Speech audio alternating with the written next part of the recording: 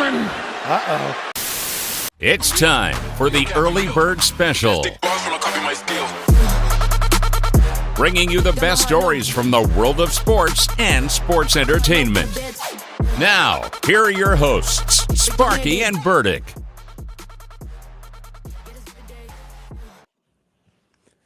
Well, good Friday morning, Bakersfield, surrounding communities, and everybody watching online on YouTube and Twitch.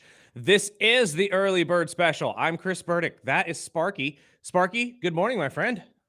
Good morning. Good SmackDown Friday. I was just going to say, it's not just any Friday. It's not. SmackDown is live here with us in Bakersfield, California tonight, and we have plenty to talk about around that as well. But what else are we going to be talking about, my friend? Oh, we got to talk about the NBA Finals as they kicked off in fashion last night.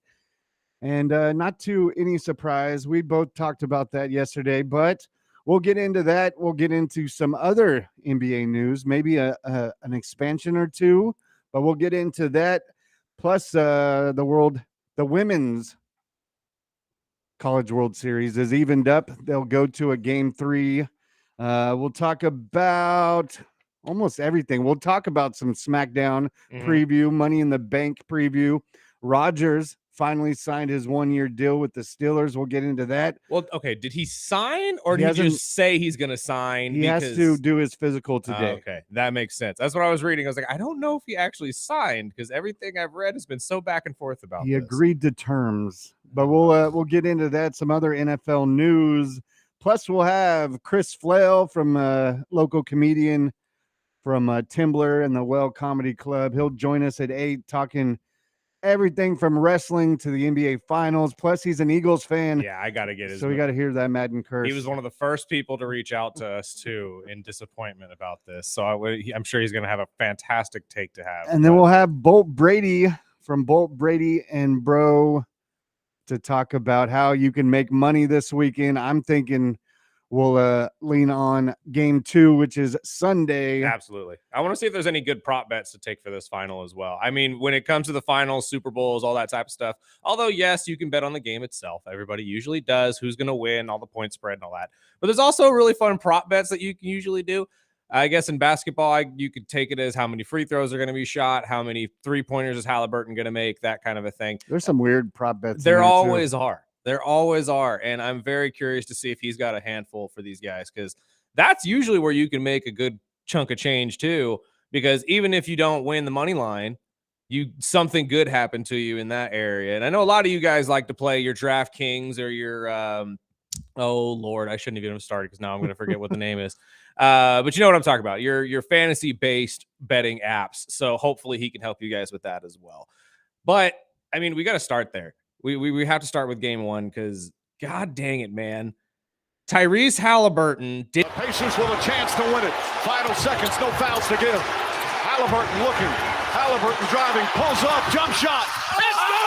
It's good! It's good! With 0.3 seconds remaining. Timeout, OKC. Tyrese snatching victory through the jaws of defeat again for the 4th straight round. Is everybody ready to call this guy a superstar yet? Charles, you ready to call him a superstar yet?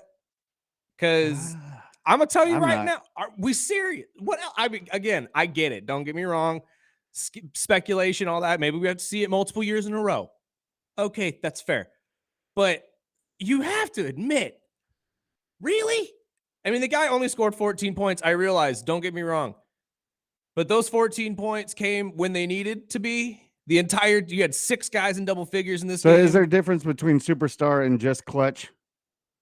Because he is definitely one of the most clutch players I've ever seen. He reminds me of like the Reggie Millers or the even Steph when he was, when it comes to buzzer beaters, that's who you want to have the ball. And I freaking knew it soon as it was about 20 seconds left.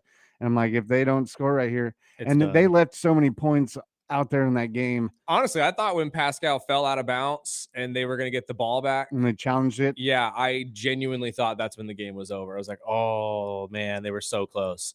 But you're right. Like they came out, played great defense, got the rebound like they did the entire game because they dominated the glass the entire time. Which was surprising to me. And to counter your point though, is there much of a difference between the most clutch player and the superstar? Because one, your superstar is the one that always gets the ball at the end of the game. Yeah. Always. Two, the two guys you just mentioned, both Reggie Miller and Steph Curry, are superstars. Are superstars. So, but when you don't really see the guy much of the game fair. until the clutch times, I mean, maybe he is a superstar. I mean, he is the face of the Pacers. So, I mean, I guess there would be 30 superstars at least in the league. I would genuinely think that's the criteria. If you are the face of your team, you are the guy who gets the ball at the end of every game, you make the clutch shot for your team every time. Like, granted, if you want to compare him to like the Derek Fishers or anything like that, who just make really clutch shots at the end of games. Van Exel. Yeah, Van Exel's true. But let's not take his game and just tear it apart like that. This guy has led the team this entire time. He easily is one of the most contributed players on the court. And when he doesn't do well, the team loses. I mean, just watching him, I mean, I'm not a big Pacers guy. I don't see a lot of Pacers primetime games on my I don't think anybody does. Cable, so I don't think I can't really dive in deep enough to, I'm not a big Pacer guy. So Pat McAfee doesn't get it either, and he lives in Indiana. Exactly. So. But I mean, he makes I scratch my head when I'm watching the Pacers because I'm thinking a superstar is the guy that's running the ball down the court, running the offense. And he really, I mean, if it wasn't for players like Pascal or, Miles and exactly. No, I totally get that. But I mean, he's a hell of a basketball player. And I'm going to go to Canty because he had this to say about, Halliburton and really if he's maybe the best player from the Pacers overall. These playoffs, Tyrese Halliburton is 4-4 on game time or go-ahead field goals in the final 5 seconds of the fourth quarter or overtime. This season, including regular season and playoffs, Halliburton is 13 of 15 on those shots. That's ridiculous. So this is who he is. Tyrese Halliburton is the most clutch player in Indiana Pacers franchise history. I'm sorry, what? He's the most clutch player in Indiana Pacers franchise history. You heard it. He's the most clutch player. By the numbers or by your feelings? Yes. So in the biggest of moments, game on the line, you're taking Halliburton over Reggie Miller. Yes. That's a really good argument. It is a good discussion. It's a very, very good argument that he statistically, sure, yeah, I can see that. But let's see at the end of his career if he's the most clutch player in their history on the team right now, 110%. And honestly, I think he not only took the most overrated star poll to like personally, but I think he took everybody crowning Jalen Brunson as the most clutch player in the league personally. Yeah. And honestly, he's showing everybody why it should have been him. This team is interesting to me because it's really a testament to how good your basketball team could be if they had the right chemistry. Because this team is just reaming because they have that chemistry. They have the ability to play off of each other. They all know what they have to do to win a basketball game. And they just went out and did it yesterday. It was a 15-point collapse by the Thunder. 15 points. And that I'm still going to go with OKC in 5, maybe 6. What do you guys think? Is Halliburton the most clutch player in Pacers history? And 2, who do you got in the finals? Did this game 1 collapse at OKC really, change your pick with OKC? Text it in anytime, 661-842-2000. But watching the first half, I believe it was 18, 19 turnovers by halftime. I was like, man, they're just giving this game away. But OKC wasn't capitalizing on these. And that's exactly. And they finished with 24 turnovers. So obviously at halftime, coach cleaned that up. But I have to give it to Indiana because not only did they not just give up, but by my eyes watching this game, it looked like OKC put it in cruise control about halfway third quarter and thought, oh, we got this. And it bit them right in the ass. Well, again, that is normal for a young team to do. But that's the big thing to me, though, is you're right. There were like 18 turnovers in the first half, but they never went away. They were always around 7 to 8 points. They didn't get to the 15-point spread until the fourth quarter with about 9.5 left.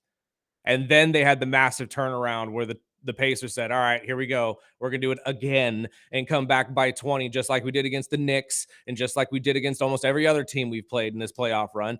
And they beat them.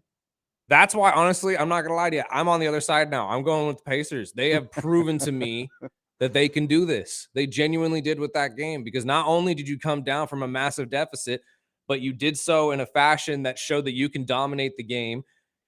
Chet Holmgren, I'm going to tell you right now, Sid the Sloth is going to be a non-factor in this series. He looked like it. And He's going to be a non-factor. Not only was the missed layups in the third and fourth quarter that from him, yes, but there was several forced shots and really gimme shots that just didn't fall in the hole. Right. And I'm going to go with OKC in 5 or 6, but just like we said yesterday, I wasn't too shocked that they lost. I was more surprised on the fashion that they lost. Mm-hmm. And I'm like, all right, well, this is going to be a wake up. And what we see in game 2, which I still think OKC is going to come out and probably beat them in double digits. Oh, yeah, more than likely. But it's what they can do on the road. And that's the point. That's why I'm starting to believe Indiana could pull this off. I was texting you last night about this, that if you go back to Indiana 1-1, which is going to be the worst case scenario, Indiana has proven that they can do everything they want at home. That crowd is loud. They are electrifying, and they want that championship. This is going to be their first championship in franchise history. I can see them pulling this off in 6. I genuinely can. I can see them going back to Oklahoma City up 3-1 after winning 2 narrow games in Indiana and then winning in 6. It's just this team is playing the exact right basketball. They're led by a great coach in Rick Carlisle, the last coach to actually bring a team back from this far down, by the way, because the last team to do this was Dallas against Miami. And guess who the coach was during that year? Rick Carlisle. Mm-hmm. So you're being led by the right people. You have the most clutch players you need right now. Everybody's getting in on the action. As long as you can keep this pace going, like I said, you can keep Chet Holmgren as a complete non-factor. If I'm the head coach of Oklahoma City, I am putting him on the bench, and I'm starting Hartenstein. Because right now, Hartenstein showed me he can keep up at least and score some baskets. Chet Holmgren has to play at such a slow pace that he can't score unless he's doing it that way. Yeah. And there was a couple that he should have just dunked it, and he tried to get cute with these layups. And I'm like, what are you doing, this dude? This is what I was worried about, though, coming in was I know Chet has the size over Miles Turner and Thomas Bryant, but Thomas and Miles are rough, tough centers, and they are not going to let him in. They're not. They're going to bully the heck out of him. And they could shoot. So Chet looked lost. He's like, am I supposed to go out here and guard these Well, because guys? you don't want him to. You would prefer him stay down there because that takes away the interior. But honestly, this may be the best way for them to actually attack the Thunder is make Chet uncomfortable. Because you notice Jalen, although contributing as well, only getting about, I think, 17 or 18 points in this game, he still had moments of looking like, okay, he took a shot that he really shouldn't have, but we'll see what he does on the other end. Why did he let that guy go by him? What's going on with Jalen Williams? Like, there are moments where I'm watching this game thinking, okay, Alex Caruso showed up, SGA showed up, Lou Dort showed up. Where's everybody else? And I think it's because the Pacers are so good at getting people off their game and running around and making you wonder, okay, who am I supposed to guard at what time? That it makes you confused. It absolutely gets in your head. So I think they have a good chance at doing that, and especially at home. Well, I got to throw in, they've had a long break, and I still think OKC comes out pissed in game 2. My circle on the schedule is game 3. That's the game that I'm going to be more interested in seeing how OKC can recoup and bring it on the road. And I know other teams in the playoffs, the Pacers have lost a few games at home, but I know this one was a tough one to say for Stephen A. Smith, but this is what he had to say after the game. Says to me a lot is that you can never count them out. They look like an AAU squad going up against an NBA squad in the first half. It was absolutely pathetic. They literally looked petrified because the ill-advised passes, you were throwing bounce passes to a 7-footer's feet. You were throwing passes in traffic. You were catching the ball on an outlet pass and turning around, and there was a Caruso or a Wallace or a Shea there to steal a ball. One time, Halliburton had Shea one-on-one one, blew by him and went up to the layup. Only problem was he didn't have the ball. Shea had the ball going the other way because he stripped him on the way up. They had 19 turnovers in the first half. I thought they were going to have 35 by the end of the game because of what I saw in the third quarter after they came out. But Tim makes a good point, as always.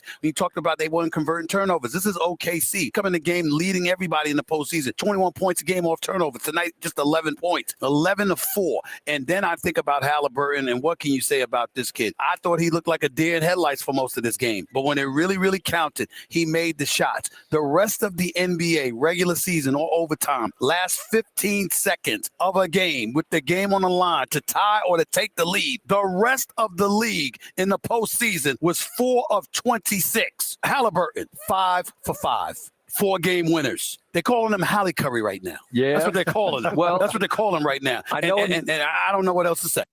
Honestly, they're turning heads, man. I'm telling you right now. They're not going to run away with this. Let's not get crazy. I agree with you 100%. Game 2, the Thunder come out, probably slap them back down to reality, and then we go back 1-1 going into Indiana. But I still say it's a completely different series at that point. Well, we'll get into some more NBA Finals talk when we have Flail and Bolt. I want to see what Bolt has, and I want to see. I know we talked about it yesterday. I believe OKC was favored 9.5 or something like that. I wonder how much that changes for Game 2, because if it lowers, I'm jumping on that.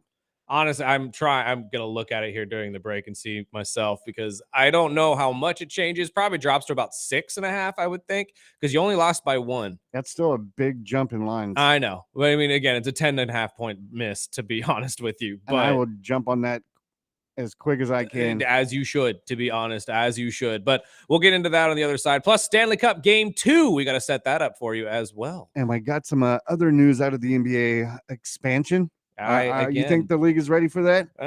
We were talking about the WNBA and wanting to expand too much, but I don't know. It may be time for the NBA, and I'll explain why. We'll talk about that and much more right here on the Early Bird Special, ESPN Bakersfield, 12:30 a.m. 101.1 FM. And don't forget, we're always streaming video on YouTube, the Early Bird Special, and Twitch right here.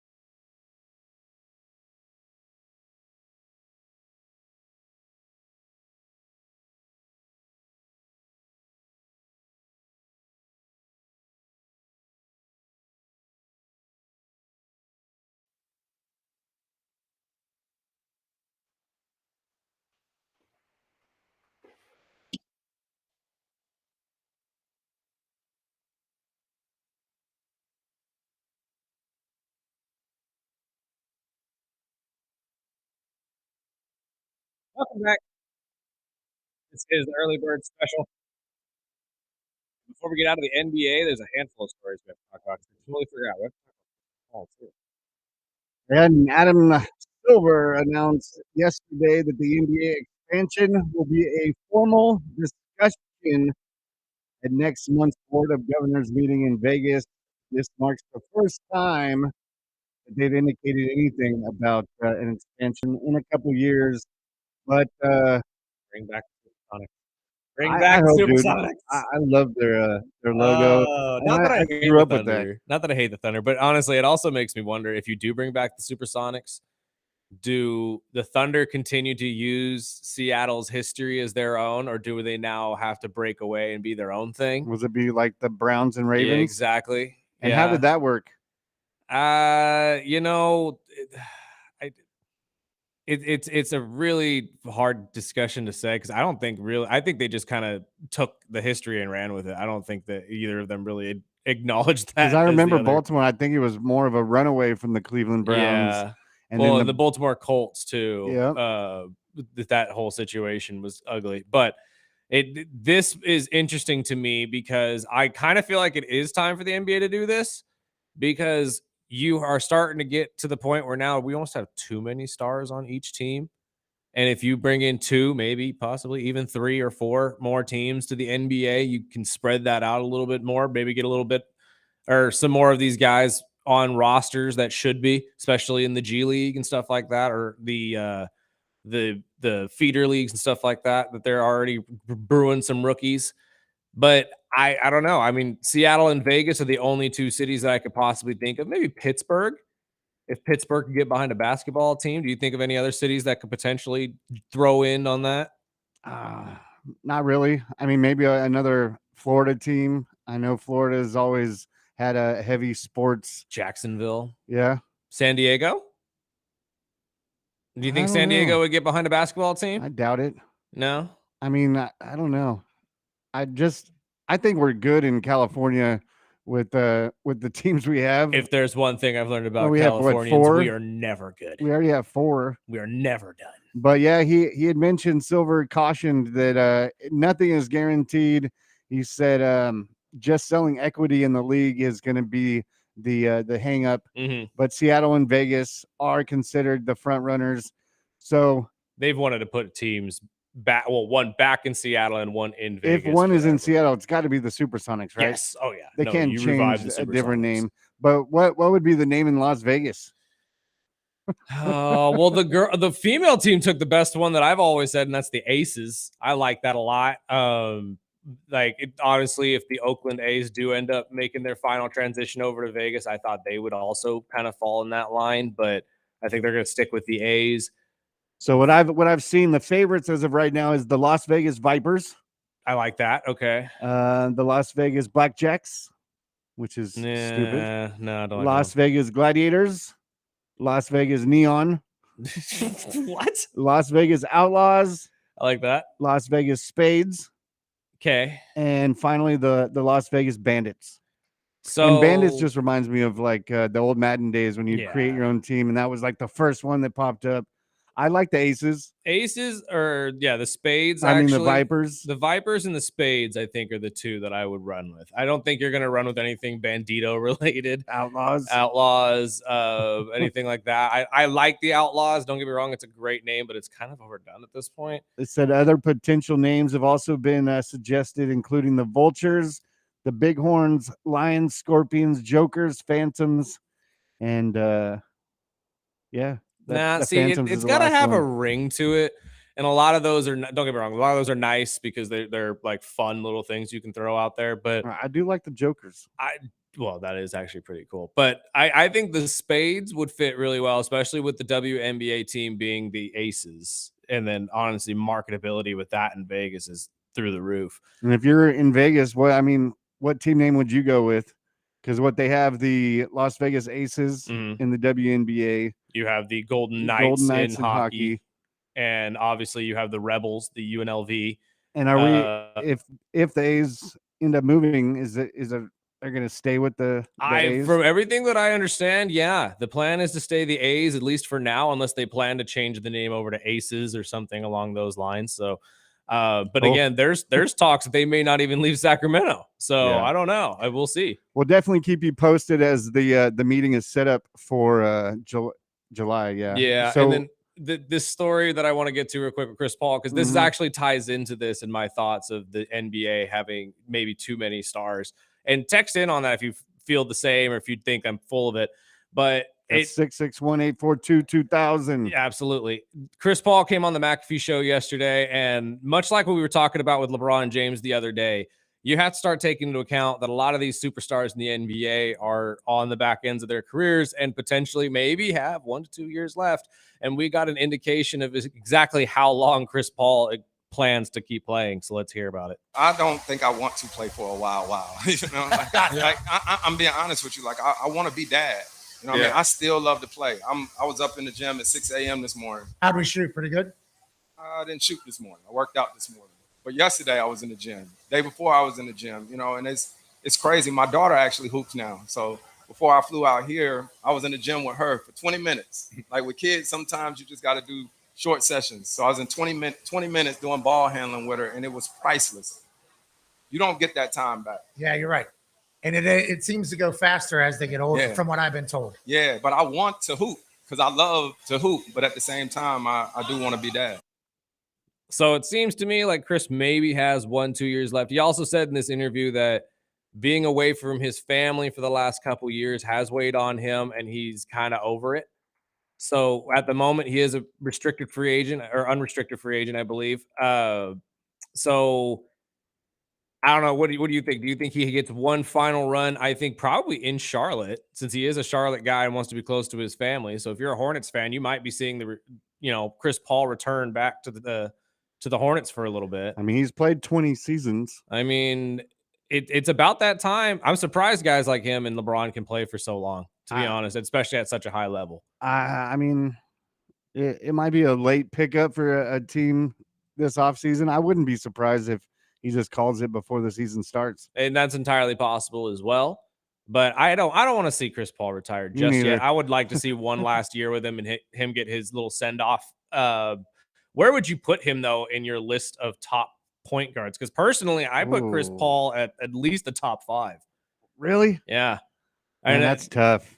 I mean, there's a lot of, obviously you have your Magics, your Isaiahs, your oh Lord. Are we just talking guards or no, point guards, just point guards, no 2-guard, all that type of stuff. Obviously, we're not putting Kobe and Jordan on this, but like your Stocktons, your stuff like that. The Steph Currys, the Isaiahs. See, I don't put Steph above him just yet as a pure point guard. Steph is the best shooter of all time for sure, but as a point guard, oh, that's tough, man. I would say top 10, maybe. I mean, maybe, I guess, because Magic's one of my favorites. I would have to throw Isaiah in, but if you're going all time, then you have to bring up players like Stockton and Steve Nash. I mean, but see, would you sit there and say you take Steve Nash over Chris Paul? I say no. In his prime, yeah. Really? Yeah. What about Iverson? I think we forget about, well, okay, and that's the other question. Was Iverson a 1 or a 2? I mean, Magic was a 2. Magic was more of a 1 as a 1. I mean, the height-wise, yes, obviously. Build-wise, he was a 2. But then once they started building around, they moved him to 2. So, I mean, that's when I was asking if it's a guard, then we can go down a long list. But, I mean, he's up there. I would definitely, I mean, especially the first half of his career, he was definitely. But I immediately think of point guards. I think of Stockton.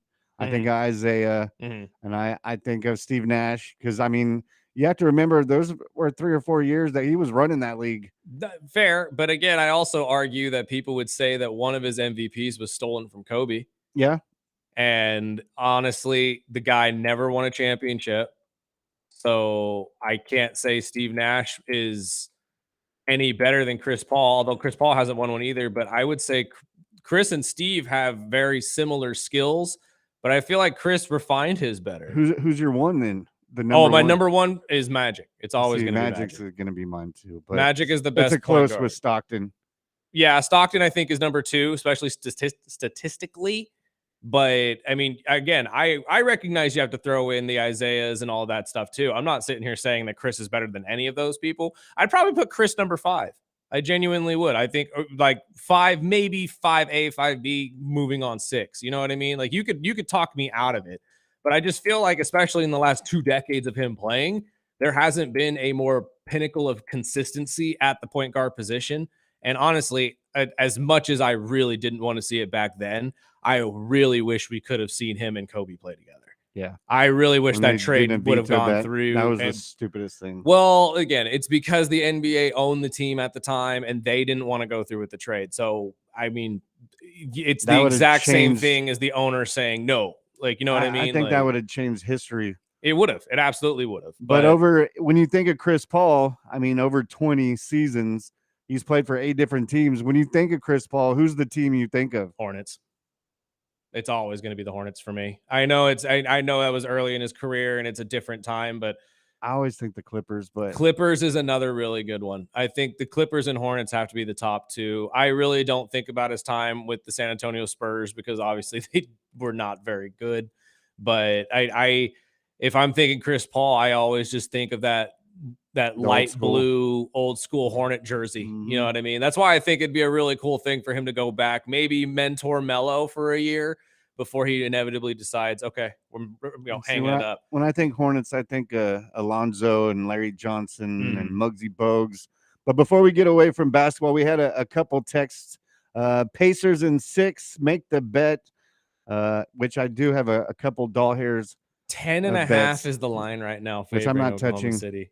10, it went up a point. If it was under double digits, I would have jumped on it. I'm very curious to see what Bolt says about this because, like, I get why Vegas is saying no, we're gonna go with the bounce back, but 10.5, that's pretty. Like, if I'm Indiana, I am insulted.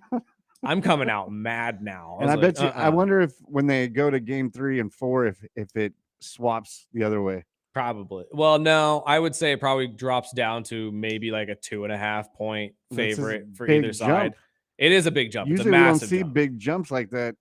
But the second text says number 1, no, it's still Reggie as the all-time Pacers.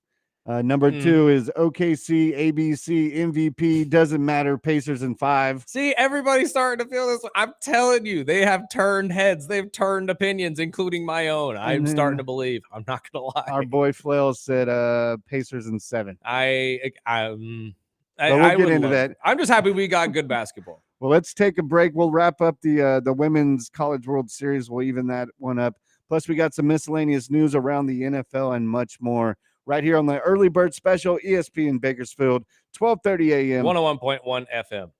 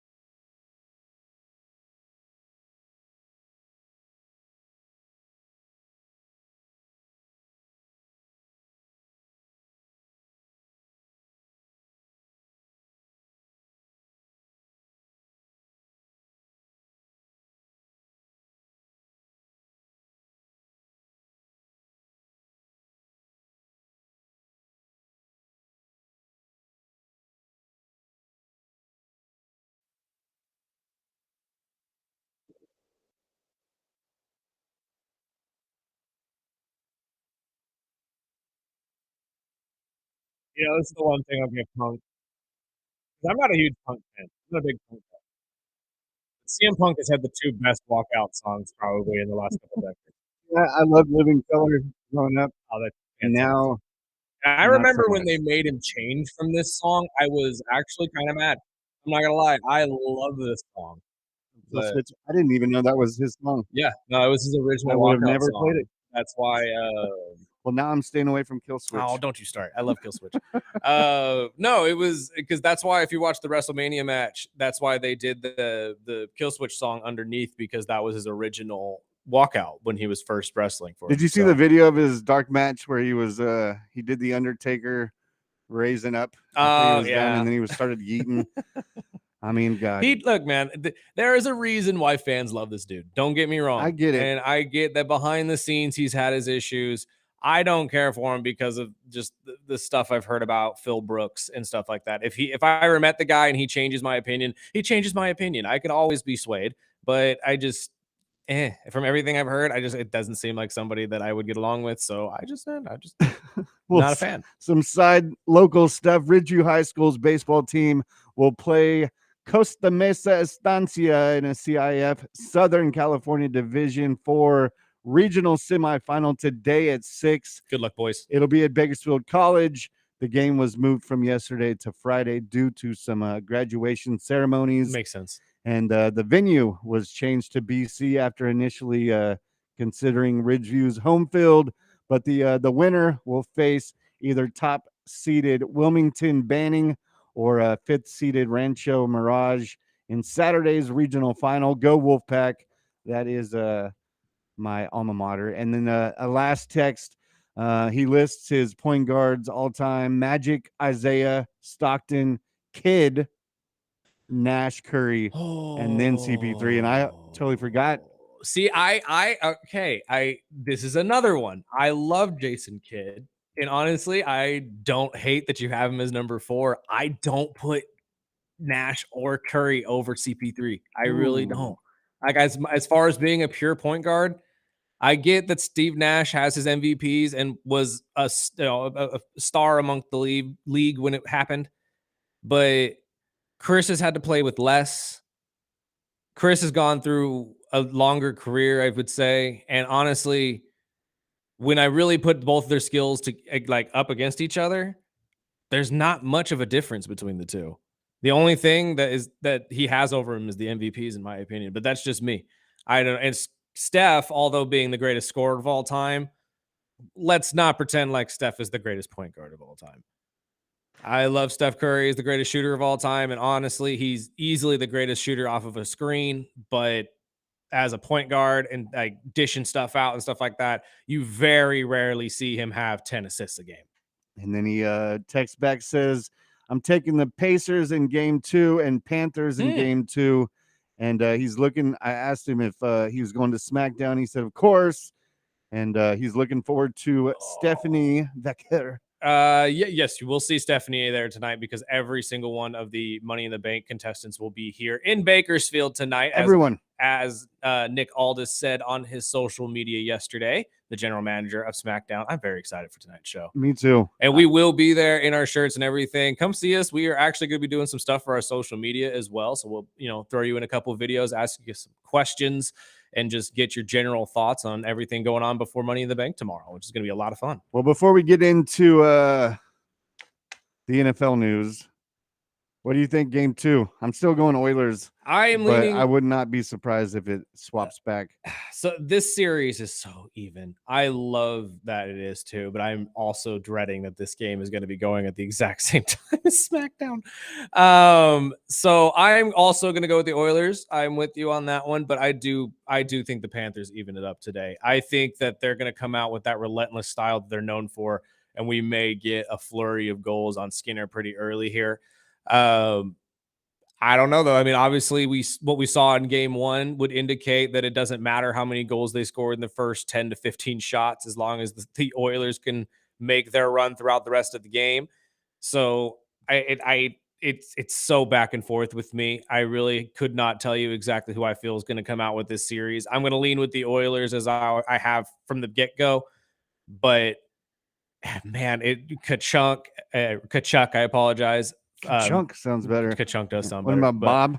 And Bob? Marchand and Seth and all these guys are so dang good. They really, really are. This team, top to bottom, as Boydston said yesterday, the last year you could sit there and look at the roster and say, oh, this team is just better. But this year, it genuinely feels like to me that Edmonton made the necessary moves to make themselves relevant again. And I think that they could just beat the crap out of this team at the same time.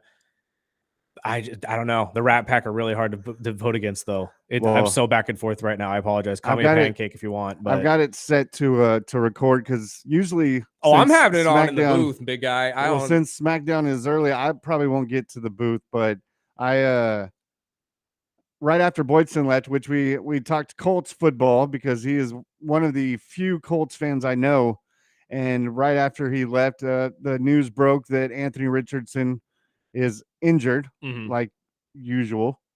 And not only that, but it is he aggravated the same AC joint that he sprained in 2023, which needed season-ending surgery. But it totally reminded me when I was doing some prep that they have Daniel Jones. Yep. And that's who's stepping up and that's who's taking the reps. And I wouldn't put money on it quite yet. But I think he's starter week 1. Oh, I would 100% say he's starter week 1. And I'm not a fan of Anthony Richardson. He's got skills, but I just don't think it comes out in the NFL. He's a great runner, but his ability to read defenses and make the right throws has been his issue. Not only that, but injuries, obviously. I mean, just looking at since he got into the NFL, which is only 2 seasons, he's missed 17 total games, which is a full season. And he also has a ridiculously low completion percentage. Yeah, ridiculously low. Like it's again, I agree with you that I don't think he's the starter. I don't think he's the guy for you. I really don't. I think that it was a good idea at the time, and obviously you wanted to capitalize on getting the best quarterback you could. This kid came in as a prototype that you needed to build, and I just don't think they have what it takes to build him. I think upper management kind of already knew. Yeah. So, I mean, that's when everyone was scratching their head when they signed Daniel Jones to a $14 million backup job. Yep. It's like, it's not a backup job. No. And, I mean, the other quarterback on their depth is a 6th-rounder, Riley Leonard, who just moved up to number 2. Well, and, I mean, the Notre Dame kid might actually have a chance to be a starter. I mean, because, again, I've been very vocal about how much I don't care for Daniel Jones and don't believe in Daniel Jones either. So I think if you're a Colts fan, you're in trouble. I'm sorry. I said it yesterday and I feel bad, but I need a quarterback that actually could throw to Michael Pittman on a regular dang basis, please. Who's also dealing with an injury. Luckily, it wasn't too serious. But, I mean, upper management is taking notes because even GM Chris Ballard came out yesterday and saying, you know, we're going to work with AR and do what's best for him. But he's proven that he cannot play or stay healthy for a full season. No. That's not what you want to hear. No, it is not. They've lost faith in this kid. And honestly, I think the lack of maturity that was shown last year with the benching and all of that stuff. And I like what he did after that, him stepping up and wanting to become better. And I genuinely do believe he wants to be a good player in the NFL. I just think that you need time. I think you're one of these guys, much like we've seen in the past, that maybe just mentally you're just not mature enough. Because the arguments we have against him, body-wise, he's fine. I mean, he absolutely shows up. He is the pinnacle of what you would want your quarterback to be. He's in shape. He absolutely has the skills you would need to actually do this. But like you just said, Sparky, mentally, there's too many shortcomings. You can't read defense as well. You're not putting balls where they need to be. And honestly, NFL defenses are having a time making you look stupid. So I think that you need to sit under somebody for a year, 2 years, 3 years that knows what they're doing. Maybe a Kirk Cousins or something of that nature where you can sit there and learn, because I genuinely believe that a lot of these quarterbacks that get drafted would be a lot better if they got that year or two, much like a Jordan Love did or a Patrick Mahomes did. Because let's not pretend like Patrick came in the starter right away. He had to sit under Alex Smith. So it's been proven to work in the past. And I think guys like Anthony Richardson would absolutely benefit from that. And I would not doubt it, but I don't think they go to the Cousins type route. But I still think Flacco is the odd man out in Cleveland, Mm-hmm. and I would not be shocked if A reunite. if he goes back to Indy. And I think you try Leonard. I genuinely much like Pittsburgh. We know we got the And we're news gonna go yesterday right into of this. Aaron AA Ron saying he's going to sign with the Steelers finally. Every single Steeler fan I know, every single one was crying about this yesterday. None of them want him. I heard a few. I've got a few texts that were. I feel for you guys. Not good for radio. Really do. But again, this is what people have been asking for. I think he's going to come in and be at least semi-decent. I don't think you get the Aaron of old, but you at least get an Aaron Rodgers that's competent. You know what I mean? You're not going to have to worry about him dropping back and his knee giving out on him on bad turf. I mean, remember back in February, their safety Deshaun Elliott was saying, leave his ass at the retirement home. We don't want him in Pittsburgh. And now he's going to be your teammate. He's flying in to Pittsburgh today. He's supposed to, everything is locked in except the pending physical. But I mean, let's hear. I was going to ask you first, fantasy wise, I'm staying the hell away from Aaron Rodgers, even if for a backup. I know last year towards the end of the season, he started to light it up.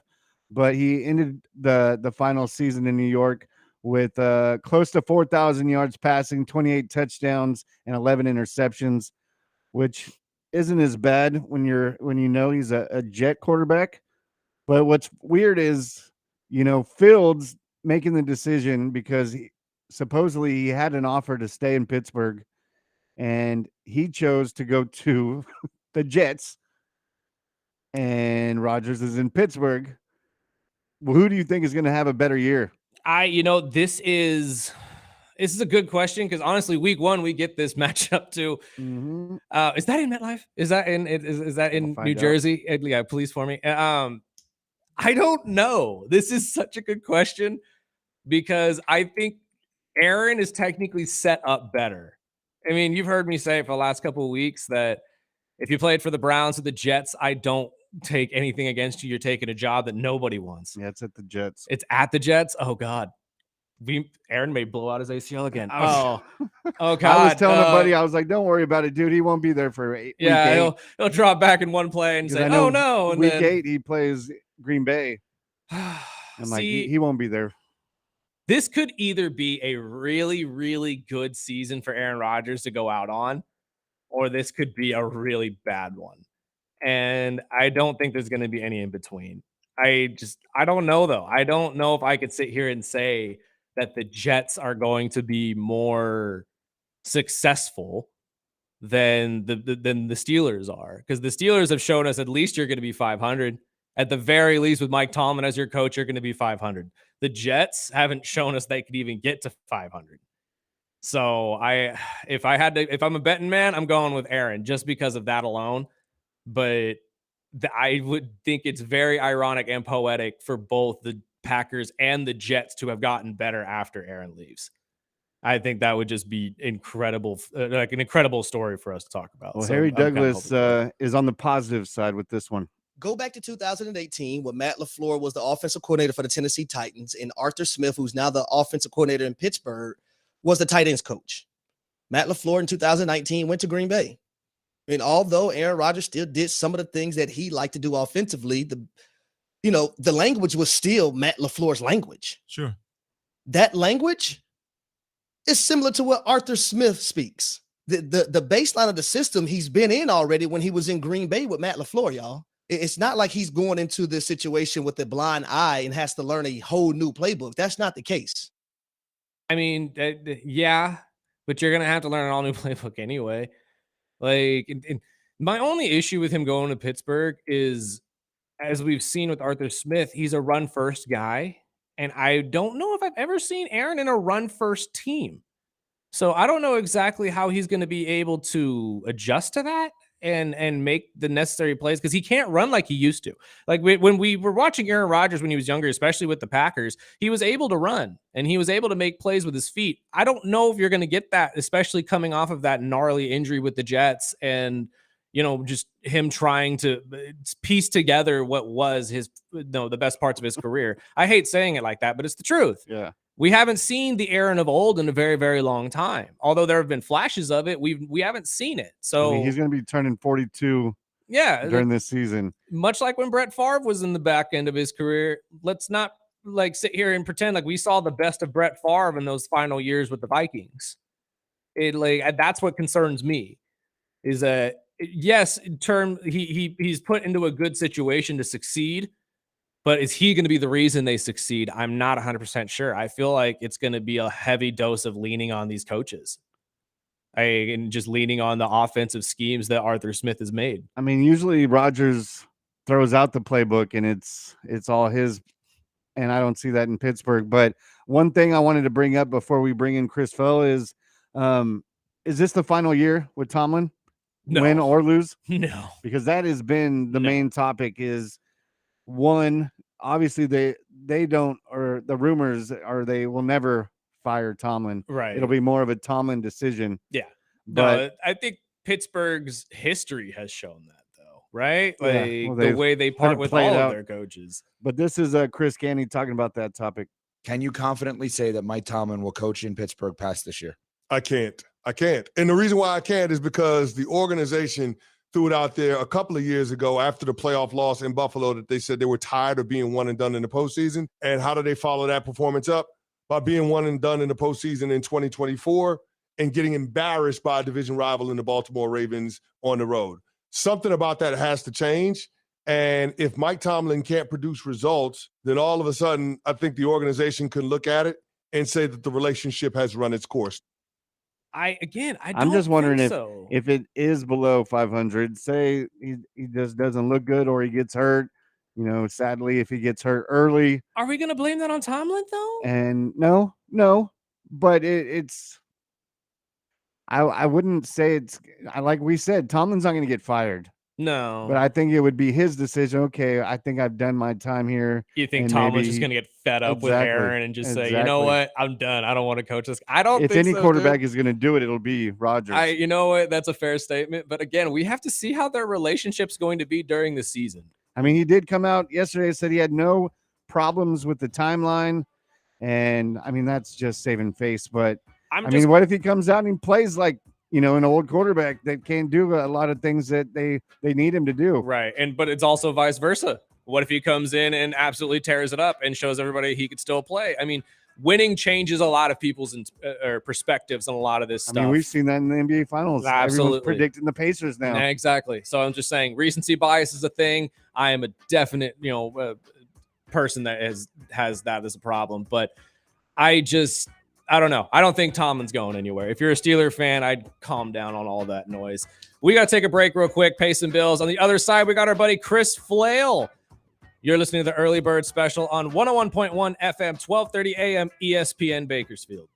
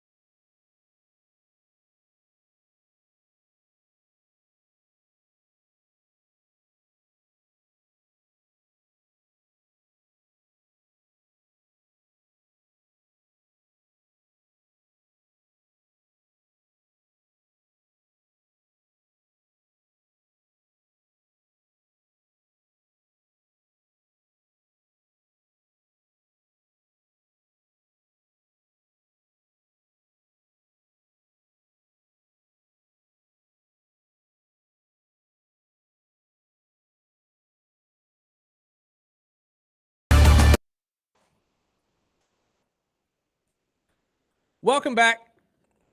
Early Bird Special Hour 2. As we await not only Bolt Brady at 8:30, because there's plenty of betting questions that I'm going to have, especially around this NBA Finals situation, because 10.5 is just massive. What? Well, breaking news: the Dallas Stars fired their coach. Really? Yep.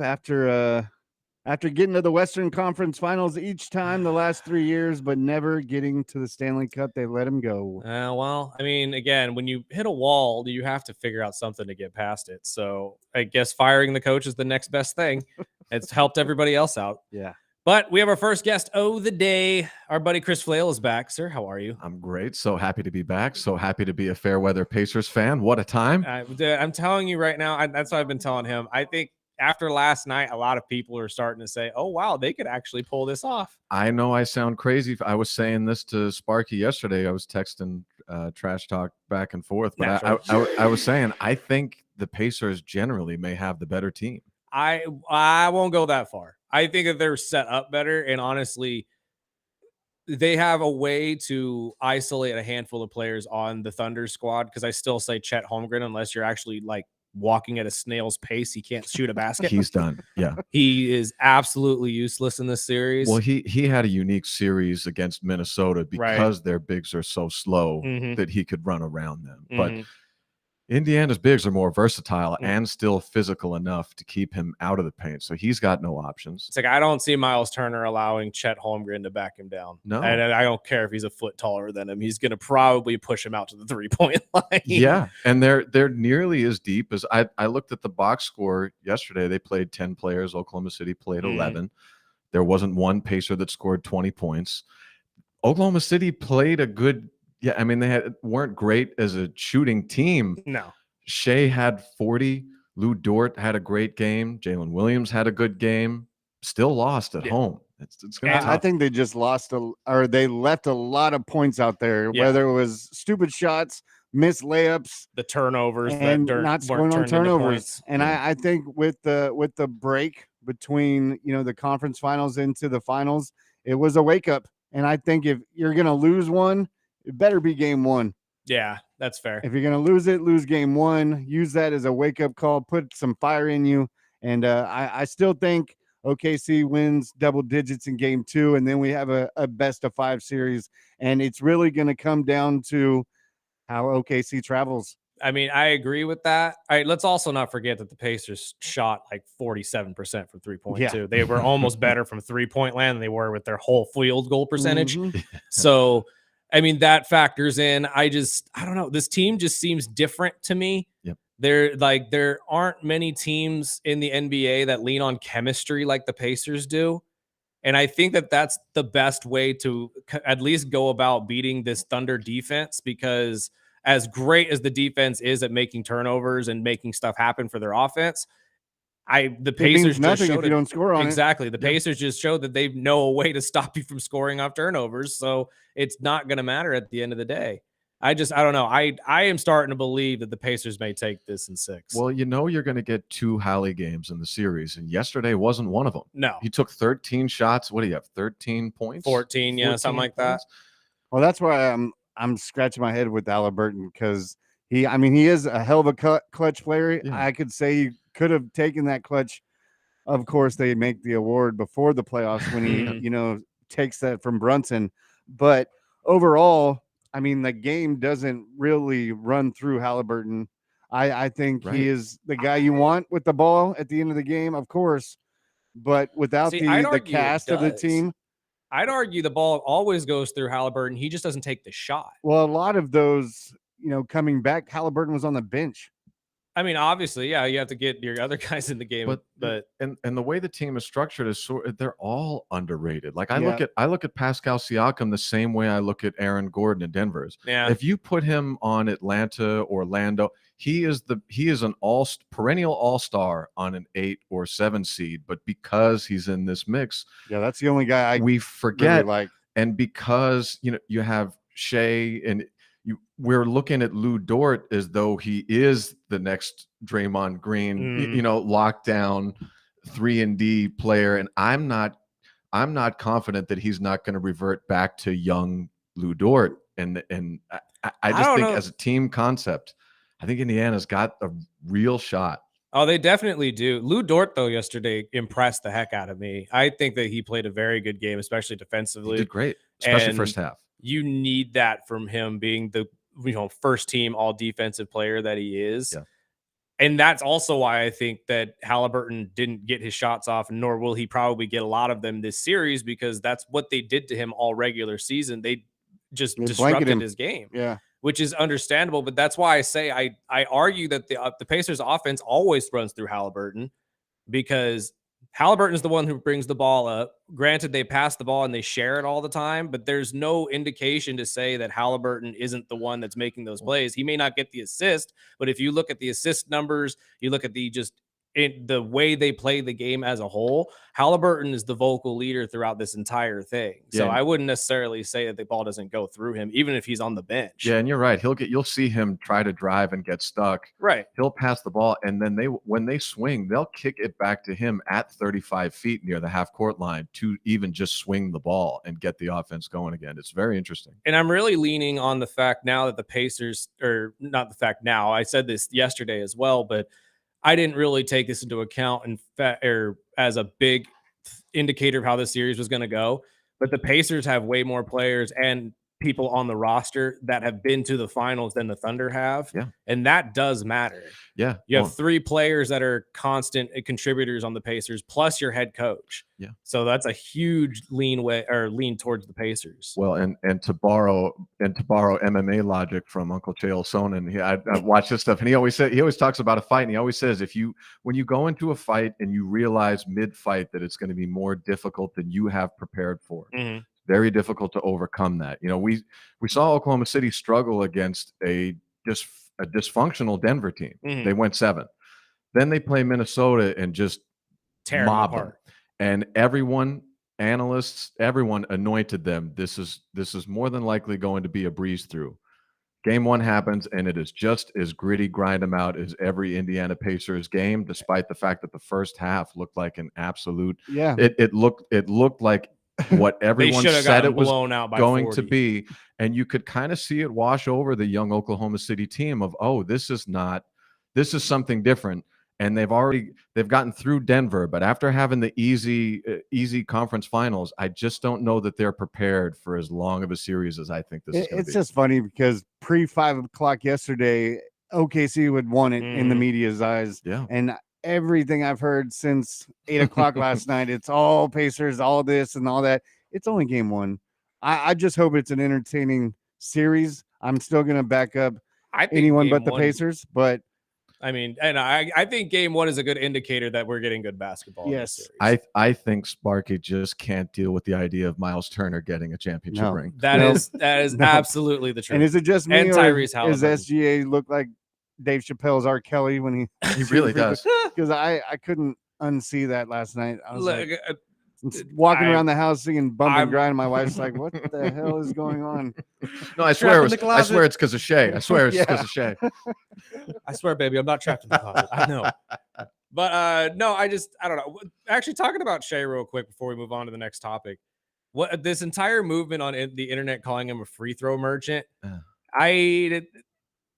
Can we not sit here and say that everybody who led in scoring was a free throw merchant? Right. Everybody got to you're going to sit here and tell me that Kobe and Michael made every shot as a field goal? Especially in today's NBA, it's like calling one salmon a swimming upstream merchant. They're almost all everybody's trying to do that. I don't know why the internet is sitting here trying to make that a bad thing. Yeah, he's driving up the court to set the offense, trying to draw a foul. Nemhart's throwing his head back, trying to draw a charge the whole way. It's spy versus spy. And before we go away from the NBA, I know something post game that they were talking about, because of course Giannis and the trade talk has been one of the headlines outside of the NBA Finals.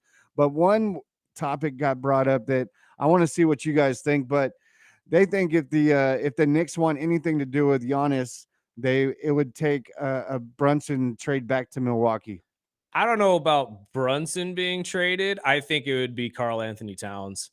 I think because I was reading yesterday that there was actually a movement before the season started to get Kevin Durant in New York. And the only trade that would have made sense is Karl Anthony Towns. Which where they tried last season to get him. That's what I'm saying. That So every year the Knicks can just try to chase a championship with a new center. Yeah, go I ahead. mean, at this the same point, team try and a it. new center. Without Thibodeau, I'm wondering who the hell their coach is going to be. are we gonna sit here and argue though that you wouldn't have Giannis over Karl Anthony Towns? You would take it. Oh, yeah. But you also realize that Karl Anthony Towns was not the problem in that series. No, I don't know feel about like he that. was a bigger piece of the problem. I don't. I thought he was the most reliable player you had on him. He gets in a lot. On the foul offensive side, Offensively, yeah. Defensively, He he is couldn't horrible. close out on a 3-pointer That to was save his the thing. life. Yeah, I don't know. He gave up a lot of free shots. Thomas Bryant, most of those 3-pointers Thomas Bryant got in that last game against the Knicks were because Karl didn't close out. Like he But was I sitting love in the Cat. corner all by himself. I love Cat. I can give you that, but if you're putting Cat in that position, that's tough schematically. Well, which it's the could- same thing we're talking about with the Sloth with OKC. I mean, it's out of the game if you Sure. can't play defense in the 3-point line. But You're a a lot liability. of those, exactly, you're a liability, and they're going to go after you. But no, I like Cat, and I think he stays in New York. Well, I think he kept him in that series. Even granted, I'll give you liability defensively, but most of their runs came with Jalen Brunson on the bench. No, His absolutely. And if offensively it wasn't for kept Cat, them it in the wouldn't have been a series. long series. Exactly. You know, I can't remember where I heard it, but they made a very good point that Rick Carlisle did a very good job against the Knicks of punishing them for having both Brunson and Cat on the floor at the same Oh, time. interesting. Yep. He schemed it in a way where if they were both on the court, they were actually clashing against each other and neither of them were getting very good shots. But if one of them came off and the other one stayed on, you were actually seeing the runs that New York needed to actually try to win these games. Yeah. But because Thibodeau could not have this entire situation where I can't have both of my stars on the bench at the same time Yeah. or one on the bench and one not. Well, I just They brought up the just kind topic because, I mean, do you think New York, that they would burn down the Madison Square Garden if they traded Brunson right Oh, now? heck yeah. It won't No. happen. If there is one untouchable player on the Knicks roster right now, it's Jalen Brunson. The move is for Cat to spend the $200,000 over the summer or whatever it is, Yeah. and get with Hakeem Olajuwon in Yup. center camp and learn a Yes. post Figure out, Learn a figure out postgame. your post game again. because he's the best. He's the best center I've ever seen driving from 24 feet to the Mhm. basket. If you learn how to start at 8 feet and in, dominance. I mean, before we offensively. get into the SmackDown or Money in the Bank, but you're an Eagles fan. Indeed. Saquon makes the Madden cover. Do you believe in the Madden curse, or are you worried at all? They couldn't get the tush push band, so now So they they come. had to- Now they come with the soft hand to take out our best player. They're always after us, man. Oh, And man. see, Bertie So- did some homework about the running backs. It's not even really Yeah. the Madden curse overall. It's more of the running backs. Well, that's kind of what it's evolved into. Because if you've been playing Madden for a long time, everybody believes in the Madden curse. Sure. But Sparky made a very, very good point when he pulled up the last decade of cover athletes that only 3 of them have technically had a bad season. Mm. So 70% of your cover athletes, not counting John Madden, have actually had a pretty good season. I had a terrible season. Absolutely. I don't know if you really want to put it that far. But I then went diving in further, and now the internet is saying that it's only running backs who get the blunt end of the Madden curse, because you have the Peyton Hillis situation where after he got it, he only had like 1,200 yards for the rest of his career. Christian McCaffrey last year only playing 3 games. Marshall Faulk obviously being a big one as well, and so on and so forth. So Well, I worry for you guys just solely because, as I've told Sparky, we just got Saquon out of New York.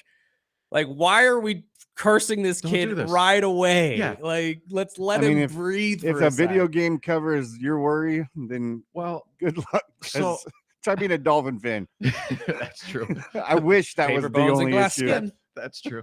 Well, I looked at the list. I scanned the list just to see how valid this might be, and I saw that it was a couple of years where nobody got hurt or had bad years, and then I thought, I was like, oh, you could chalk it up to just running backs in general. If you have a good enough year the year before to get on Madden Yeah. cover, that means you're having 20 to 30 car crashes per Sunday for Yeah. 2 straight years. But then I realized, the devil is nothing if not clever. And I feel the Madden curse is like Final Destination is that it Predictable, it may not get you when we think it's going to, but Yeah. it's going to get you. but it's going to. I mean, we thought we did everything we could. We put John Madden, a football angel, on the cover, And the year before, we put the two devils. Yeah. We put Tom Brady and Patrick Mahomes together. Yeah. We thought that killed the curse. Which you could argue that was an off year for both of them because neither of them made the Super Bowl that year. Just so saying. we had one good year after that of no injury, and then Christian McCaffrey. Yeah. And I was hoping for Josh Allen. Sorry. But I was like, yes, Josh Allen is on the Madden. Speaking of which, congratulations to Josh and his wife. Congrats. They actually released the pictures of that. You can't deny that woman is gorgeous as hell. You think Michael B. Jordan was hoping for the injury? Sinner. Oh, it's such a I good got my movie, chance, too. man. It's such a good movie. But let's move on to wrestling real quick before we get out of here. SmackDown is tonight in Bakersfield. If you haven't gotten your tickets, go get them now. I know there's people waiting outside of the arena. Yeah, I drove by this morning. I was just gonna try to get a shot of the big truck and take a picture with Seth freaking Rollins. And there was already about 20 people standing out there with cameras, like hoping somebody would jump out, and they'd already moved the truck. So and that's again, it's a good sign too, because we have a wrestling community here. We have a very good wrestling community here in Bakersfield, and I will stand by this statement. I know a lot of people on the internet were worried that it wasn't sold out yet. You clearly don't know how wrestling fans work when it comes to buying tickets. It is a very last second thing. And as a guy who in desperation has to hawk tickets, we are painfully a last minute town. Yes. $100 tickets, I promise. So how do you feel about tonight? What are your thoughts? I'm so psyched. I've actually never been to a live WWE event before. Fantastic. So my fiance and I are ready to go. She's got her EO Sky shirt ready to go. Oh, nice. I've got my Sandman shirt. Where are you guys sitting? We are sitting we're sitting in section 109. We're facing the Titantron, but I didn't know, so I've never been there before. So I didn't know if I would like sitting on the floor. So I got the first row of stadium seats. No, that's the exact one. I'm gonna tell you why. That you want the first area like right there off the ground, because I've had friends sit on the floor. I personally like sitting up closer to the peons. I like being up there with everybody because it's a fun atmosphere. But when you're on the floor, it's a very tricky thing because you can only see so much. I see. It's more of like a kind of like being courtside at a basketball game. Yeah. That it's more just for looks. Like you're not necessarily there to watch the game. You're more there to be seen. Yeah. And never, and this is for any wrestling fans, never buy the seats right next to the entrance. Oh, I almost did the wrestling entrances where the Titantron is and stuff like I've never that. done that. Now, it's great if you want to be seen on television and have your kid right there next to the wrestler and maybe get a handshake or a high five. It's the best thing to do. Like Cody's son. But if you're there to enjoy the show and actually want to see wrestling, do not buy those because you are not going to be able to see Jack Diddley from we that got corner. the upper section, but we're the first row. Nice. And it's center of the ring, so I could see everything. Exactly. I'm old, so I wanted to be able to get the globe view. As Burdick so kindly pointed out on my last appearance on the show, we are so much older. I didn't mean so much older. As Just say you guys were watching it about 10 years before I was born. I don't know what to tell you. As Tiffy would say, I'm a vintage fan. But that's fine. This is fair, and I mean, there's nothing wrong with being and a vintage. What you were don't the know matches? Tugboat like I know him, right? man. Right. I knew Tugboat before Typhoon, but you don't know the Bushwhackers, which is why I gave you the Typhoon card. Did I not? I handed it over. What matches were announced yesterday? Oh, that's a good question. I need to look those up. I know there's this a was talking 6-man about tag. everybody. Yes. I believe it's Rhea, Stephanie, and Alexa Bliss. But I can't remember who she was fighting. You're going to get the final talk between Jay, Cody, John, and Logan, which I actually saw a video, and I think this is going to be a really cool name if they run with this. But Logan Paul and John Cena are talking about, well, now we're a team. We need a team name or a faction name. Sure. Heel Team 6. Oh, that's good. That's especially for the guy who announced he said the expiration of Osama bin Laden. Yep. Exactly. So it's going to be in a history book. Where did the nation find out that it was that would be John Cena? The man you can't see. Well, what's cool is not only did they come to town right before a PLE, but we get to see Cena on the final tour. And what he announced yesterday was pretty much everyone's going to be there. So not if you're not a big Cena guy. I mean, I'm hoping a surprise visit from the Wyatt Six would be awesome. Okay. Me and my wife's favorites are Io Sky, so I'm hoping to see her. But usually we don't see her much, especially because she doesn't really have a match. True. To the PLE. But here's the thing. Tiffy will be there regardless, just because obviously she it's told us she SmackDown. will. But I think that you're going to get the Wyatt Six just because we've seen them in back-to-back weeks come and just shake up the tag team division. So I think that'll be a fun little nod.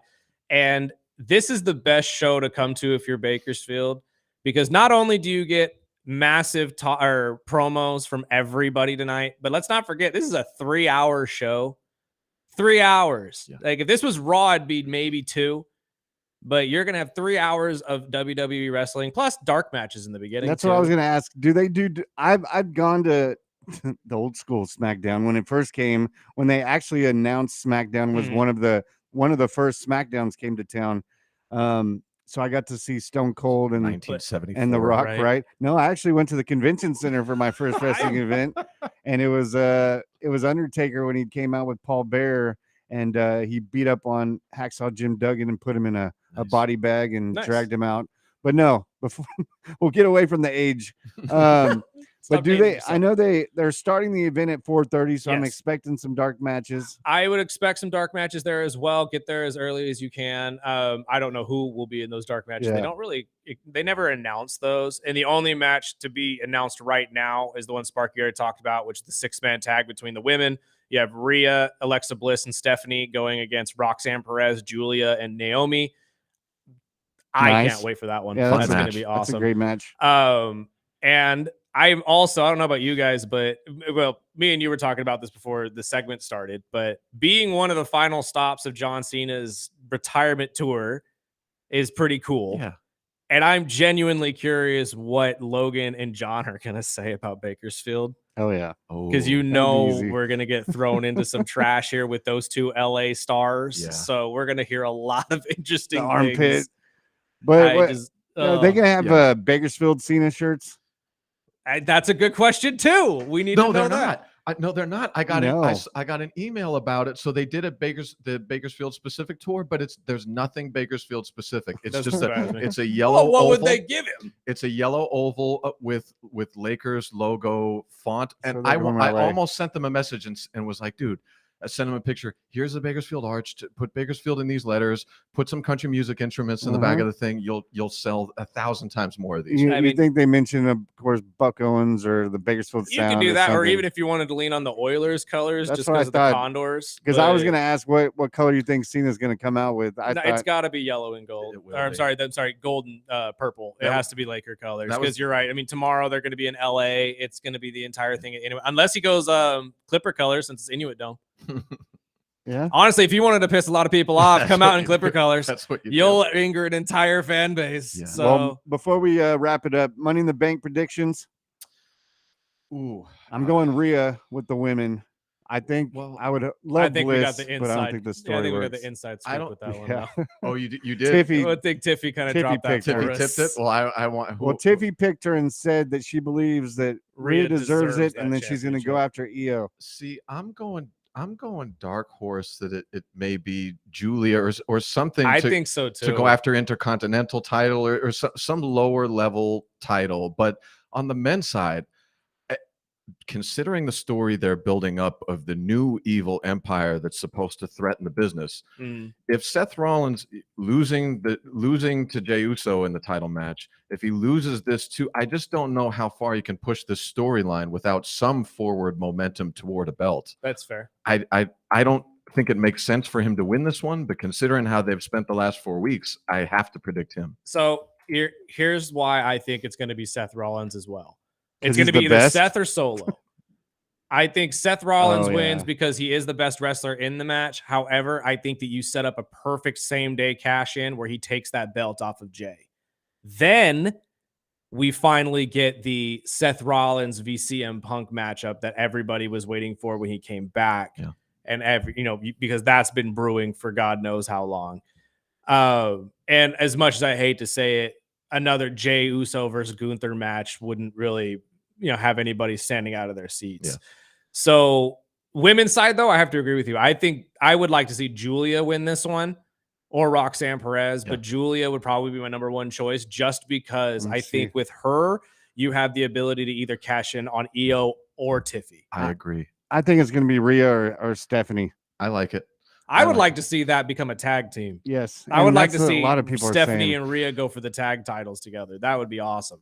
But that's just me. I gotta see more. I've got to see more from Stephanie, and I'll admit I haven't watched NXT much, but I've got to see more from Stephanie to see if she can really work as a technician in a ring on the level that Rhea and Liv and Io can. Because when I saw that match that she had with Io, it looked like she almost hurt her a few times, and there were some botches. And see, those are the tough chapters. Is when you're fighting smaller, especially with Io and the other lady, Kairi Sane. Yeah, and you could see those in those matches. And I'm also going to throw it out just because I love Becky Lynch. I think both of them, her and her husband, both win.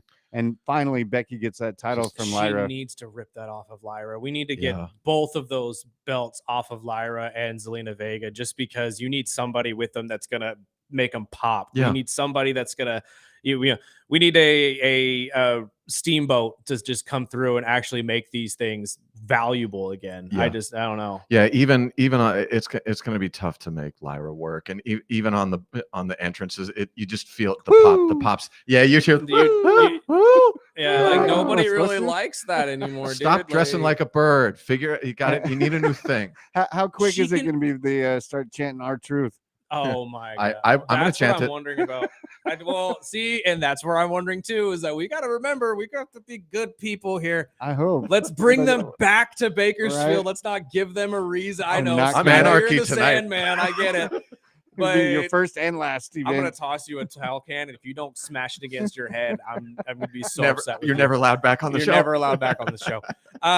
No, I think we get our truth chance right away. Yeah. I really genuinely do. But again, I saw the Bakersfield post yesterday on Instagram, and every comment was our truth comments, or I'm like, oh, we talk about this guy though as if you guys were begging for him to have the heavyweight championship. Right.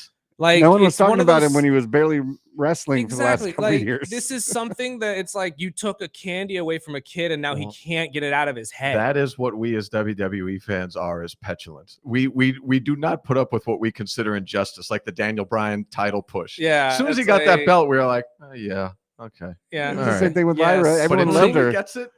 We riot. When Lyra got that title, everyone was happy, and I've heard nothing but negative comments ever since. She can't wrestle anyone except Becky. Yep. I stand on that statement. She has not had a single good match with anybody else except Becky Lynch, and if that is the case, you need to move her butt back down to NXT and have her build herself back up again because it's not working. It's just not. Well, we'll see you tonight. If you haven't got your tickets to SmackDown, I see there is a limited amount of tickets available. Show starts at 4:30, so get there a little early. Flail, I know you have an upcoming show in July. Well, we'll talk to you before then, but we had Boydson on yesterday. When's the show? How they can get tickets? Eventbrite, go quickly because we're already about halfway sold out on VIPs, and I haven't put the event up yet. They're moving. Oh wow! They're moving fast. We've got some return diehards, which is really cool. So get them Burdick fast. told me he didn't even know who he was on stage with. He That's said, exactly right. I'm not going to tell him for a while.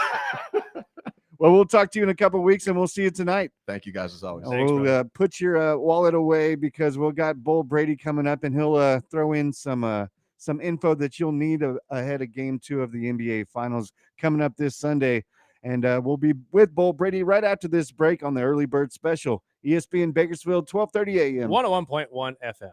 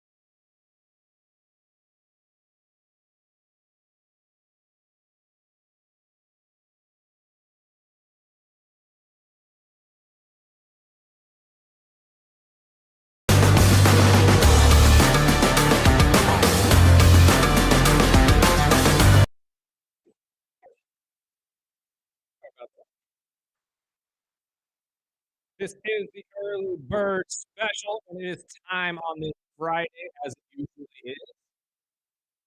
Talk to our guy Bolt Brady from Bolt Brady in his row. We're working on getting him on the phone line right now. We have some video issues. We're still ironing out this. Still trying to figure this out. We'll get it eventually. I promise you. Video stream will get up and running. We'll be able to get these guys video a little bit more and more as we talk with them. Bolt is with us over the phone. Sir, how are you? What's happening, guys? Not much there. Apologies for the video situation. We'll figure this out. But we're still ironing out some kinks. All good. Still ironing out some kinks. But how'd you feel about game one of the NBA Finals yesterday, my friend? Obviously, Halliburton stealing victory from the jaws of defeat once again. Do you guys believe in magic? I'm starting to believe it. I'm not going to lie. I'm starting to ride with everybody in the media. This might be the Pacers series to lose. I mean, he's had a game-winning shot or forced overtime in every single series so far in the playoffs. It's otherworldly, man. And okay, so we have to talk about this real quick because coming in, obviously, the Thunder were a 9.5-point favorite, losing by 1, and now they're saying it's a 10.5-point favorite going towards the Thunder in game 2. How does this happen? Right? At first glance, that doesn't make sense, but I think they're taking a look at the stats, and they're saying that the Pacers hit 46% from three ball and 48% overall. Mm-hmm. And the Thunder did shoot very well. They got 14 more shots up. And as everyone's been talking about, I mean, the Pacers got pretty lucky with how many turnovers they had. Absolutely. Absolutely. Well, I think we've been talking about it on the show all day, but is it more that they got lucky with the amount of turnovers, or did they figure out a way to play defense in transition and stop them from scoring on those turnovers? Well, I definitely think you have to give the Pacers credit for keeping the game close because of their defense. But when you have 18 turnovers in the first half, that's usually trouble. I mean, they were the third best team protecting the ball this season. They only averaged 12 turnovers a game. Mm-hmm. So to have 18 in the first half and 24 overall, if they don't clean that up, it will be a blowout in game 2. So we both, Sparky and I, have kind of said the same thing, that we were expecting a blowout in game 2. But do you expect it to actually hit this 10.5-point spread? Well, here's the thing. I actually do, because 69% of the games that the Thunder won this year were by double digits. So they're not scared of winning by double digits. I mean, just as a fan watching, it looked like OKC came out swinging, of course, in the first half. And that's why I didn't change the channel, because I've seen too many basketball games this year and over the years. But it seemed like OKC put it in cruise control about mid-third quarter, and I don't think they were used to these Eastern Conference teams like this. And I'm going with OKC. I'm thinking 5 or 6. I just don't think OKC. I know the Pacers are a tough team, and I know they can adjust like with the best of them, but I still don't think this OKC team is a team that the Pacers can beat 4 times. Well, Sparky, I'm in agreement with you as far as don't overreact by the first game, but I did want to see what happened this first game. On our podcast, I was talking about, hey, let's see what happens and see if the Pacers actually can stick with them. I don't think they're afraid of OKC, and I think they proved that. I do think that we are going to have a good series here. Yes, and I mean, just listening to other medias, I mean, everyone was yesterday before pregame, everyone was OKC, and now how quick they could turn in 24 hours. Mm-hmm. And I mean, everybody was counting out, the NBA Finals in general. They were saying, the Stanley Cup is the finals to watch, and I think we're going to get 2 great series. But I'm going to ride with OKC. I'm not going to swap. Not just because I'm a Bulls fan and I hate the Pacers, but I think overall, I hope it goes at least 6 games. But it's really, I think the main bullet point is how well OKC will travel and show up in Indy.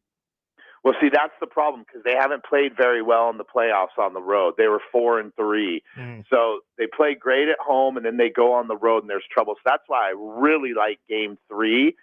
The line hasn't come out yet, but I imagine that OKC will be favored by probably 2 to 4 points, and I'll be taking Indiana there. See, that's exactly where I was expecting it to be, is somewhere in that area. That's the game I circled. I'm like, it's all really going to matter unless OKC, craps the bed and don't show up in game 2, which I don't see happening. But it's really going to be that big game 3. Well, Sparky, check this out. This is so the Pacers have won the first 2 games of every series so far, and then they've lost the third, which is kind of nutty. So they beat Milwaukee the first 2 games at home, and then they went on the road for the next 2 series at Cleveland and the Knicks, won both those games, and then they lost the third game every series, which is kind of interesting. That's crazy. History That's insane. is- I did catch your guys' latest episode. So, I mean, if you listen to podcasts, definitely I clicked subscribe so I get an alert every time you guys put out a new episode. Bull Brady and his bro. My question is, what do you think? Say we get past, I mean, they even it up and it's the best out of 5 after that. Is OKC really going to have to steal one of those at Indy? Because everyone knows the Pacers play well on the road. Yeah, if it gets to 5 or 6, I think OKC's in trouble. I just think that there's something going on here with this Magic. I'm not the smartest guy in the room, but I do notice what's taking place here with Halliburton, and you got to pay attention to it. It's getting pretty crazy. It looks like the luck is on his side right now. I have to agree. Are there any prop bets that you're looking at in these games? Like maybe some over-unders on people scoring or anything? Not really. I don't do the props too often. I mean, sometimes I think a few weeks ago I gave that Donovan Mitchell over in his points. Sometimes it's I go, game to game. Sometimes if I feel like someone's really going to go off, like they just had a terrible game and they're a huge competitor, right? And I think they'll battle back, but not typically. Okay. No, I had that figured, but I know that we've talked about it in the past, so I didn't know if maybe it changes during the finals since there's not as many games to vote or to bet on, obviously. But before we let you go, obviously US Open starts next week. We'll get more in depth about it. What are some of these cool stories that you've been hearing, though? Personally, I thought the Max Homa story was kind of interesting, him firing his caddy and then having to go through the entire process doing it alone. How'd you feel about that one?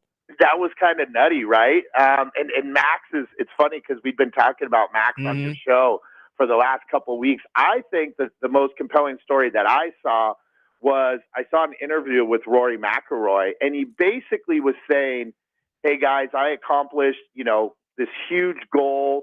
I'm kind of taking a break from things and I'm really not grinding on the range right now. And I was like, wow, that's not what I want to hear going into the hardest tournament of the year. Exactly what I'm thinking. I'm like, why would you say that out loud? What are you doing? Like, I get you're basically telling everybody, I'm done with my career. I already finished it. I got what I wanted.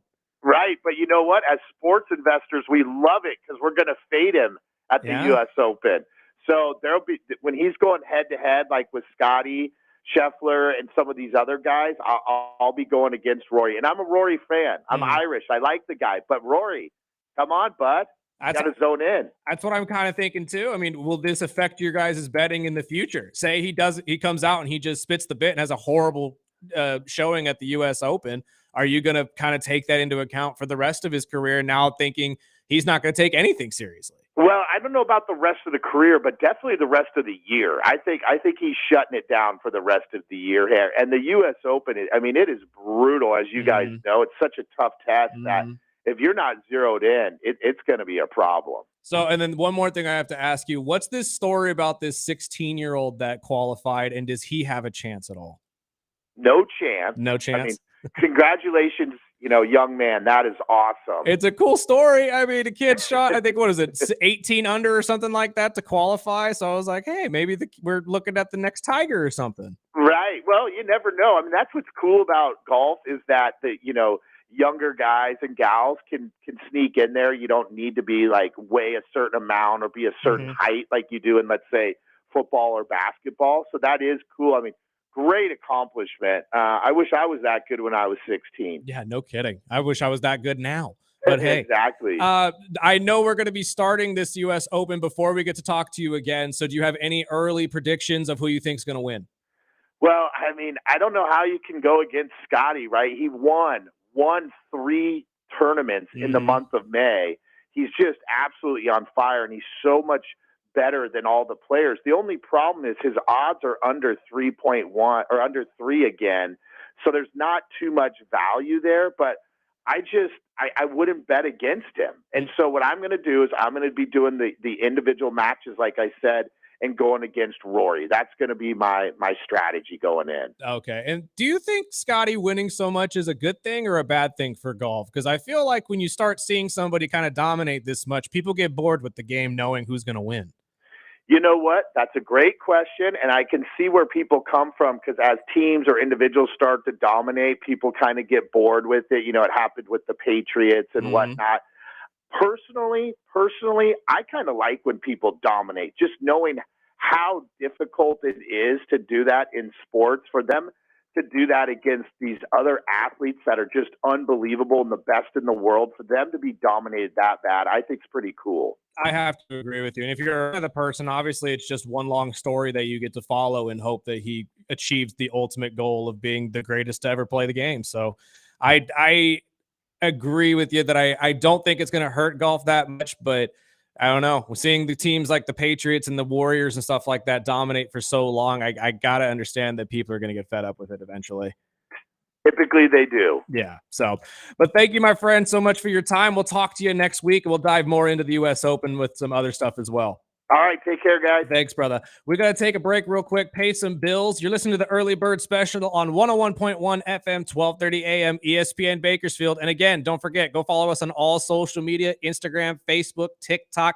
We're going to be all over the place tonight with WWE being in town here in Bakersfield, California.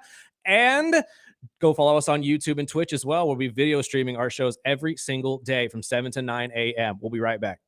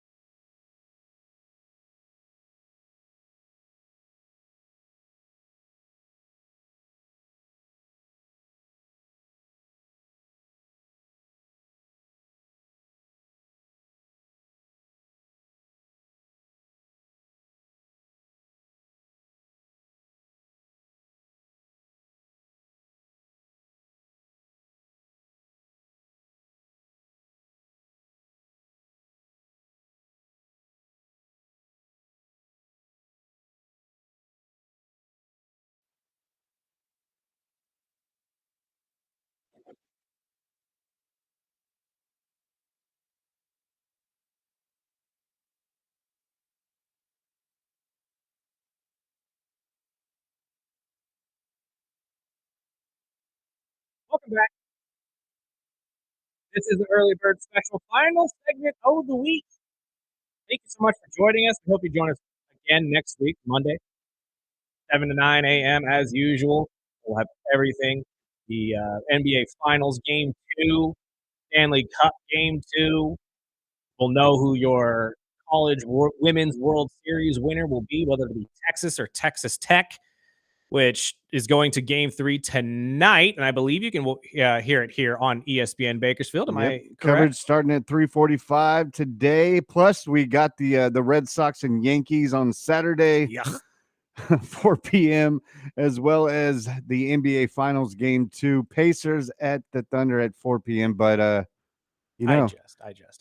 course, it's Red Sox and Yankees. Of course, you have to watch. ESPN Bakersfield is the home of the NBA Finals. Absolutely.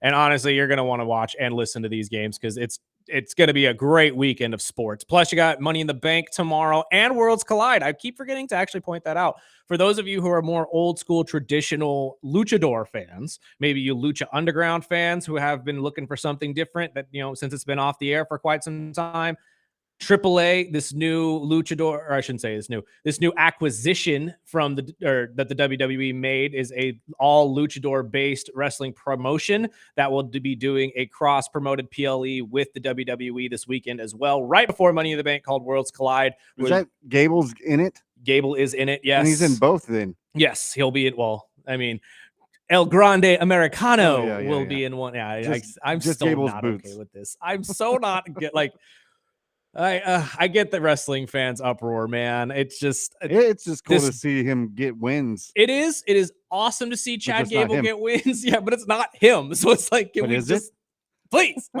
give it to Chad. I get this is supposed to be a joke, and I love it. Don't get me wrong, but it's starting to get to the point where it's like, I need Chad to get the credit for this at some point. Like, some point he needs to be the guy where they're like, oh my God, it was Chad Gable the whole time. It's like, yeah, of course we knew. Well, we had a couple texts. One says, I was at the convention center for that WWF show. Were you really? The kids in front of us were yelling at me and my sister because we were cheering on The Undertaker. Which is awesome. Oh man, I'm a diehard Undertaker fan. I'm telling you, man. I remember that match. He fought. The main event was him and Hogan, or him and Hacksaw, and he put him in a body bag. But yeah, the Bushwhackers fought the Beverly Brothers.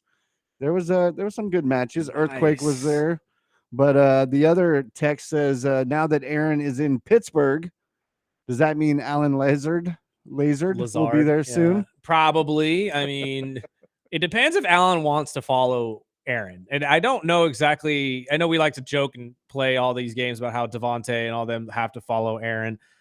I just think it's something that a lot of wide receivers do. I just think it just gets highlighted a little bit more because it is Aaron Rodgers. A lot of these guys grow chemistry with these players, and it's hard to kind of go from one guy to a different guy every year. And maybe Alan Lazard would like something a little more, he's used to. So maybe he will go to the Pittsburgh Steelers, who desperately need some help in the wide receiver game right now. So I wouldn't be surprised. I'm just saying. I was just trying to see if they play the Rams this year. I'm not sure. I don't think they do. No. But again, Devontae being on the Rams is a big talking point to me that I don't think a lot of people are talking about. And the Steelers play the Ravens to wrap up the season in Week 18. Oh, of course they do. Again, I'm not expecting a whole ton out of this Pittsburgh Steelers move. I wasn't expecting a whole ton out of it from the get-go, though, even though we knew it was going to happen months ago. I have to wonder what Aaron Rodgers you're getting. That's the only question I have is which Aaron are you going to get? Are you getting Aaron from the Jets? Are you getting Aaron from the Packers? Or are you getting a completely new Aaron that no one's seen yet, which honestly is the scariest one. I don't know how that happens, but it is. It's the scariest Aaron version. And DK, I mean, DK's got to be happy now. Again, but see, DK now has nothing to complain about, though. We'll find something. I know he will because it's DK Metcalf, and I'm sure he's going to get in a fight with somebody on the sideline by the end of the season. But it's just, and that's the other thing too. It's like you brought in two guys that aren't exactly known for keeping the locker room calm. Let's just say that. So if I'm the Steelers, I'm hopeful. But if I'm a Steeler fan, I might be crying in the corner right now. I'm not going to lie to you. Well, aside from SmackDown tonight, the NBA Finals on Sunday, and Money in the Bank tomorrow, is there anything else you're watching? At the moment, I'm just trying to catch up on a lot of these Netflix documentaries. If you have not watched the Brett Favre one, I highly recommend it. It's a lot of fun. Well, it's a lot of fun for me. I was never a big Brett Favre guy. Yeah, me neither. I caught up on all those. Yeah, and honestly, besides that, obviously Worlds Collide this weekend, Money in the Bank, like you said. Not much else. What about you? I got to catch up on Daredevil. Nice. Which Hop got me into. But no, besides that, it's going to be wrestling weekend. Absolutely. And the NBA Finals. Absolutely. And Stanley Cup, of course. Yeah, and Stanley. It's a great weekend of sport and playoffs. Hope you guys all enjoy it. Join us back here Monday and catch us at the show tonight. WWE SmackDown live from Bakersfield. We got to get out of the way for the great Rich Eisen. Sparky, let's go home.